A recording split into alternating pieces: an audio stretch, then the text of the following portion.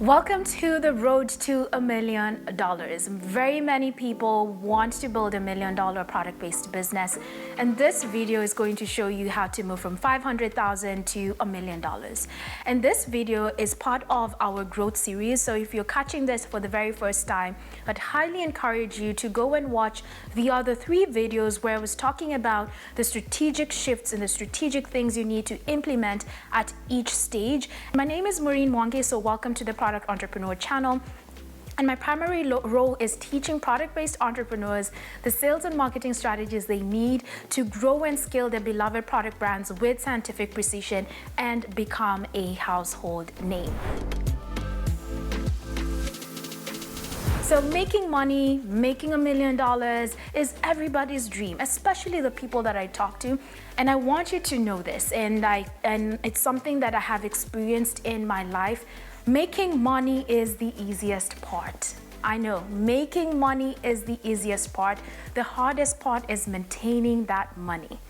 And do you know why the hardest part is maintaining that money? Because when we grow to new levels of growth in our businesses and in our personal lives, there are a lot of things and conditionings that we have to get rid of. We sort of have to shift our identity in order to make the money that we want. And the common thing I see and I have noticed here is typically, what do you need to do? What do you need to think about in order to break through past your fears of success and actually accept it? The first thing is accepting the success, because when you're used to doing things a certain way, it's hard to make a huge leap and do something totally different, because it questions a lot of what you think about, right? It questions a lot of the things, a lot of the programmings that you go through. And what I want you to do right now is I want you to think about, what does success mean to you? I want you to define success for yourself. What does success mean to you? Because one thing we want to think about in this stage, the first thing is eliminating sabotaging patterns and behaviors that tend to show up in this stage. And when people say they're scared of success, a lot of times they're just very scared of failure, right? Why? Because when you're used to doing things in a certain way over a period of time, and now you're making 500,000, what got you to 500,000 is not going to get you to $1 million, right? And so when you think about the concept of doing things differently, the fear of failure shows up. What if I try this and it doesn't work? But our brains are doing a fantastic job and making you think that you're actually scared of success. So I really want you to define, what does success mean to you? And just call it out. Like, what does success mean to you? And ask yourself, what are you afraid of? What are you afraid of in this stage or leaping into a bigger revenue growth? What are you afraid of when it comes to identity shifts? What are you afraid of? Are you afraid of what people will think about you when you make a lot of money? That's a self-perception issue, right? And you really have to name the fears you're experiencing so that we can address it. Because if you don't address these fears, making the money is going to be impossible, because true success is an inside job. And how the results we create are as a result of how we think about things, how we view things, and how we perceive things. If you're scared of how people will perceive you when you become successful, what's typically going to make you do is you're going to take actions that just keep you playing small, because you're going to be fearful of the judgment that comes in, and you're going to keep getting the same results, and you're asking yourself, why aren't I getting the same results that I want? So right now, think about, what is it that you're fearful of? What are you trying to avoid? And where is the resistance coming from? Because it's important for you to address those issues in order for you to move to the next stage. The next strategic shift you need to be thinking about here when you're trying to get to $1 million is you need to move from year-over-year growth tactics to designing a growth plan that helps you think about your brand from a 3-year, 5-year, and a 10-year perspective. I have worked with a lot of people trying to get to $1 million. And typically what I see is people adding incremental shifts or incremental numbers to beat what they did in the previous year. So for example, you can say last year during Mother's Day, I did a 10% promotion. This year, I'm going to do a 15% promotion, but that doesn't get you anywhere. I have clients who are like, oh, last year I made 450,000. This year I want to make 650,000. That is just going to keep you growing small. But this is one thing I want you to know. Big brands don't get big by thinking small. Big brands get big by thinking big.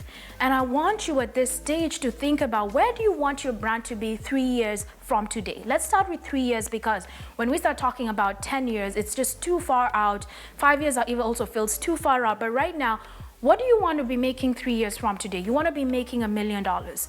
How do you want your business to look like when you're making $1 million?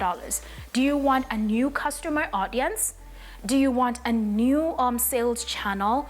What exactly do you want? Because if you want a new sales channel this year and in the next 3 years, we're preparing our business to accommodate the new sales channel. We're probably working on your pricing strategy for the new sales channel. We're probably working on your marketing strategy for the new sales channel. If you want a new product line, it takes a time for you to launch a new product line. What is our product line? We need to think about what is the role of that new product line, what customer will we be attracting, what do we want that new product line to do in our business, and everything. And that's exactly what we're going to be working towards, because you want your annual operating plan or your annual growth plan to reflect the steps you're taking to achieve your 3-year goals.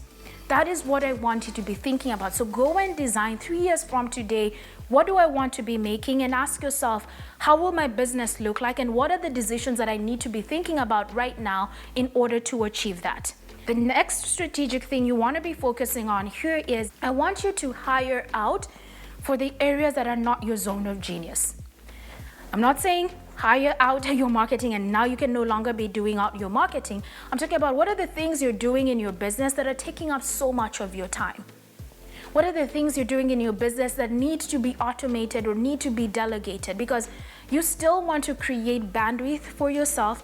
You still want to be managing your energy. You still want to be making sure you're working on the marketing, but you're thinking about bringing somebody to help you with the marketing. So you think about, how do I train that person to do my marketing? You're still going to be responsible for your marketing. I'm not saying you're going to delegate your marketing, but in order for you to be able to train that person to do what you were doing and do it really well, you need to hire out for the areas that are not your zone of genius. Because once you do that, you'll create a lot of time for yourself, you'll create bandwidth, and eventually you're going to train your marketing person to do a fantastic job where you're going to double in customer acquisition and make the money that you want. The next strategic thing you want to be focusing on here is, you want to double down on email marketing. You want to double down on email marketing because your email marketing is your business. You need to talk to your people there. You need to be doing campaigns. You need to be promoting your products. You need to be selling and selling and selling in order for you to make the money that you want. This, if you are the one who is doing it and you were doubling down on it before, this is what you need to be focusing on, because as you bring in more people, as you are acquiring a newer audience, either through a new marketing channel that you've decided to add on, or either through a new product launch that you've decided to add on, you're still going to focus on email marketing to communicate through that new platform and to become a master at it. Once you have done that, I want you to think about, how can I continue developing a loyal community? How can I continue developing a loyal community? How am I retaining and nurturing the people that I have? Because it's this community of people that will grow you to the next level. That person knows another person who needs this product, and eventually when you focus on every day asking yourself, how can I continue nurturing and maintaining the people who adore my brand, the people who are my brand fans, the people who are supporting me? How are you taking care of them? How are you surprising and delighting them? How are you personalizing your messaging and your experience to them? because that surprise and delight is something that you constantly have to keep doing. Otherwise, you're going to lose people.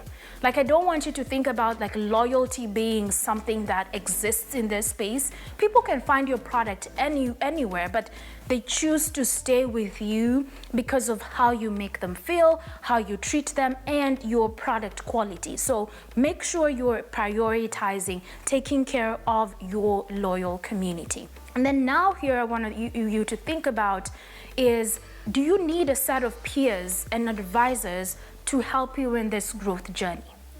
Because getting yourself in a room with people who are experiencing what you're experiencing is going to get you to the next level. And why I'm saying this is because the things that help you make money are the same.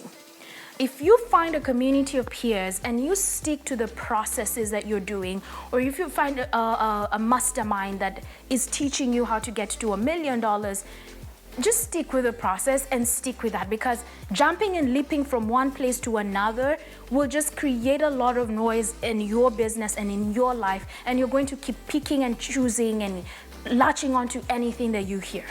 Every time you latch onto anything and you try to put it in your business, it's taking away time that you would have continued doing the things that matter the most to you. So if you don't have a set of peers, if you don't have a consultant or somebody who you can bounce off ideas on a monthly basis, I'd highly recommend you do it, because a lot of things happen here, personal fears, some ideas you hear, new news in the internet, and you want to do it, and it can get so confusing and you don't know what to do, because what got you where you are right now in 500K will not get you to $1 million. And you have to ask yourself, what is that future self doing, and what is that future person investing in order to live? Because it's a simple process, a simple life, designing your business in a simple way is what makes you money. Like, don't get caught up in the busyness, don't get caught up in the adding more, don't get caught up in all the things. And if you're getting caught up in all the things, ask yourself, what are you gaining from that? What are you gaining from getting caught up in all these things? You're actually losing so much more. And tap into that, because that is what allows you to leap forward. That is what allows you to get to the $1 million, in addition to looking at your data, in addition to leaning into what is working and just maintaining the process as you continue to grow your audience. And with that, my friend, if you want to have a set of advisor, a peer, a consultant, a growth advisor holding your hand as you continue this journey, I'm your person. And if you want to do this, click the link down below the description box and let's schedule a consultation and talk about what are the levels of growth that you need, what is the element. We will do an audit of where you are and where you want to be, and we'll create a plan that can help you achieve your 3-year plan. I'm known to create very good 3-year plans that actually work and give you the exact same things that you can take from there. If you want to know how do you even get to the 500K, I will encourage you to watch the video that's going to pop up on your screen, where I walked you through the steps from 100K to 500K that you need to take in your product-based business. And with that, thank you for joining me in this growth series. I hope it's been super valuable, super impactful. Share this with another product-based entrepreneur, because my goal is to make sure we are not making mistakes building our businesses, because we have a lot in life that is going on, and I want to invite you to know what is required for your growth, and also show you that I am the person that will support you through this journey and through the process of creating your household name. And with that, thank you, my friend. I will see you in the other video.